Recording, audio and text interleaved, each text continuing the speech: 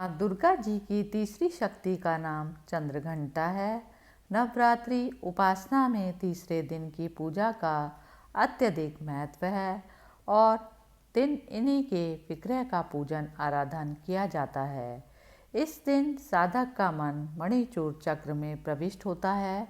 इस देवी की कृपा से साधक को अलौकिक वस्तुओं के दर्शन होते हैं, दिव्य सुगंधियों का अनुभव होता है और कई तरह की ध्वनियाँ सुनाई देने लगती हैं। देवी का यह स्वरूप परम शांतिदायक और कल्याणकारी माना गया है।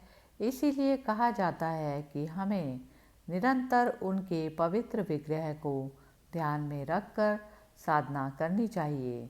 उनका ध्यान हमारे इस लोक और परलोक दोनों के लिए कल्याणकारी और सद्गति देने वाला है। इस देवी के मस्तक पर घंटे के आकार का आधा चंद्र है, इसलिए इस देवी को चंद्रघंटा कहा गया है। इनके शरीर का रंग सोने के समान बहुत चमकीला है। इस देवी के 10 हाथ हैं। वे खड्ग और अन्य अस्त्र शस्त्र से विभूषित हैं। सिंह पर सवार इस देवी की मुद्रा युद्ध के लिए उद्यत रहने की है। इसके घंटे सी भयानक ध्वनि से अत्याचारी दानव, दैत्य और राक्षस कांपते रहते हैं। नवरात्रि में तीसरे दिन इसी देवी की पूजा का महत्व है।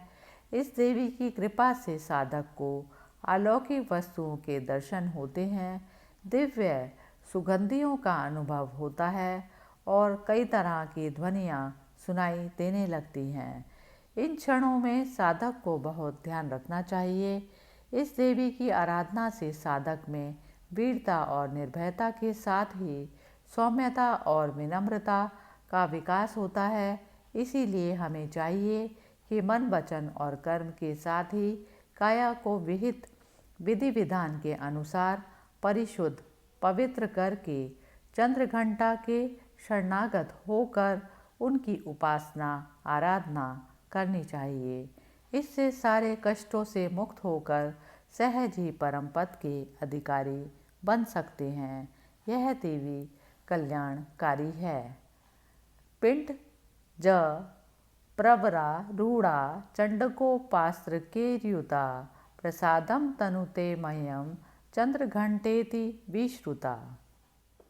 चंद्रघंटा भगवती के तीसरे रूप में यहाँ जीव में वाणी तथा दृश्य ग्रहण करने, प्रकट करने की क्षमता का प्रादुर्भाव होता है, जिसकी अंतिम परिणति मनुष्य में बैखरी वाणी है।